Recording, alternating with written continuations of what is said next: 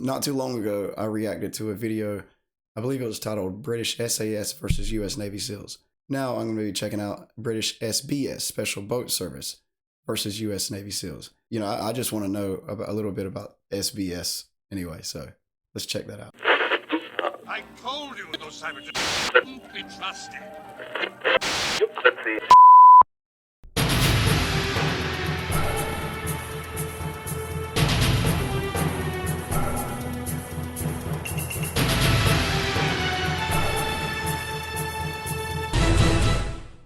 What is the difference between the British SBS and the American Navy SEALs?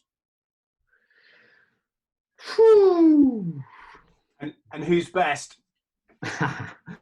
Well, you know what I always say about the British military being the best in the world, because we haven't got any money. So we're jack of all trades, masters of none. But one thing I'll say, you know, Ollie Ollerton. I guess this guy's maybe a well-known. Wait, the Chris Thrall. Are these guys well-known ex-military in Great Britain? Maybe I'll find out. at the end of the day, when it comes to the SBS and the SEALs, I just think we have a bigger toolbox. You know, we're good at a number of different skills. Fortunately, the Americans do have a lot more money or budget for the military, so that when it comes to, you know, they'll get one person to hold the rifle and the other person to pull the trigger. But wow. You know, I just sorry, but whether you call me biased or what, I just think the SBS are absolutely amazing, and I put them at the top of the pedestal any day.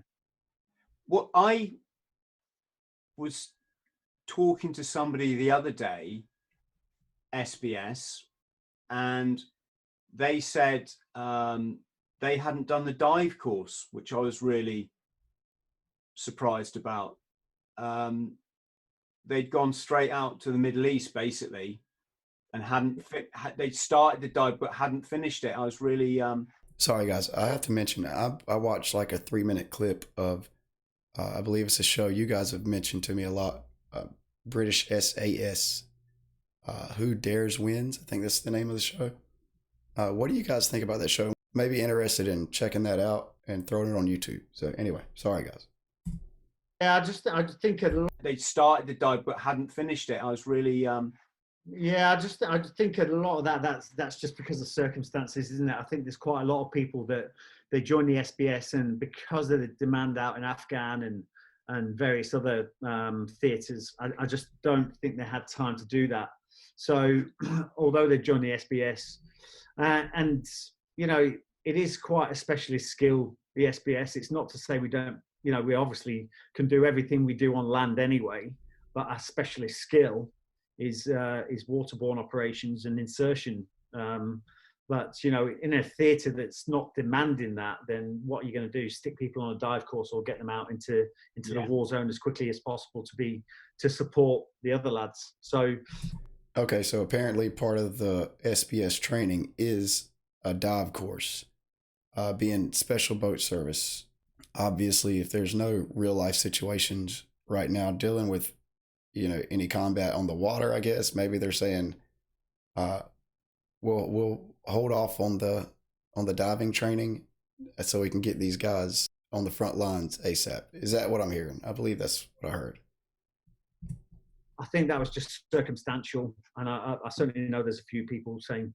Yeah, no, I think you're exactly right. And just the two last questions, Ollie, from a physical perspective, for those of us that have found our physical prime at 50 years old, what's kind of the hardest like running type or marching type event you do, and what's the kind of hardest swimming or diving on selection? Yeah, the hardest part, and I don't know if they do it so much before, because not many people know this, but I think I'm one of 3 people in the world that has done the old SBS selection and the new SAS selection. So I did my first selection, got to the end, and there was a bit of an altercation with the Welsh farmer on the combat and survival, which meant that I got RTU'd at the last moment. And What does that mean? RTU'd? Is that what he said? which meant that I got RTU'd at the last moment. And when I went back, that was the old. Oh, RTU. It must have meant he got in an argument with a Welsh farmer, I believe he said, and did they literally fail him because of that? Is that what he said? RTU is basically being recycled. He had to restart training. Oh, that would piss me off. Special boat SBS selection, which was we used to join with Hereford. Wait a minute. Let me go back just a little bit. On the combat and survival, which meant that I got RTU'd at the last moment. And when I went back, that was the old special boat SBS selection, which was we used to join with Hereford for the trees and also combat survival at the end, but the rest was sort of done individually. So then I went back after. Is that the jungle, the trees? Yeah, the jungle. Sorry, yeah. And then when I went back, it was the first. Oh, I did the second course. I missed the first one. I did the second course of the new selection, which is the joint selection. But on the first selection, we used to do a thing called a portage, which was 9 miles with a klepper canoe. And that, I mean, we've actually got it coming up in SAS Who Dares Wins in the next. I don't know if it's tonight. I was just talking about it. SAS Who Dares Wins. Is he on that show or something? Maybe that's what I don't.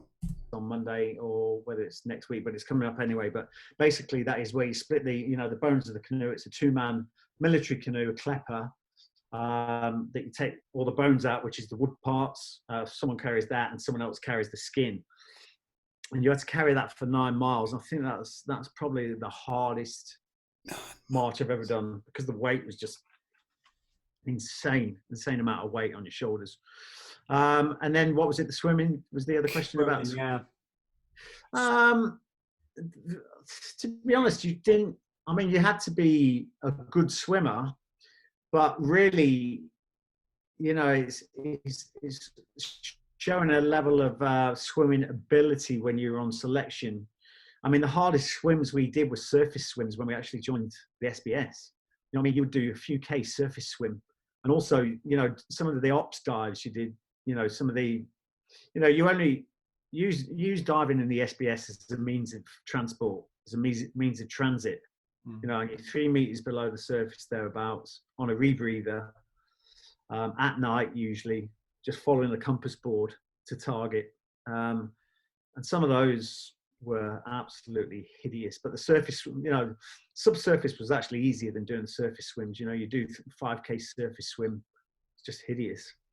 Is this where you've come up to the surface in your dive gear and you're finning, say, ashore? Yeah, that's correct. And you can have, or you could be swimming out to a target, or for extraction, you could be swimming into target, and you could more than likely have an ops bag as well. So you'd have an Ortley bag with all your ops kit in there, and sometimes. You're swimming, you're just stationary because you're swimming against the tide. You just got to swim against the tide until the tide changes or becomes high tide or low tide before you can carry on. So it's just horrendous, hideous. I found that hideous more than going subsurface. Wow. He's talking about swimming against the tide. You would have to keep swimming even though you were staying, in one place just so it wouldn't drag you back. That is crazy. And you guys let me know about that. Is that Ollie Ollerton? I can't remember his name. Is that guy, is he on the British SAS Who Dares Win show? Anyway, if y'all let me know in the comments, and I'll see you next time.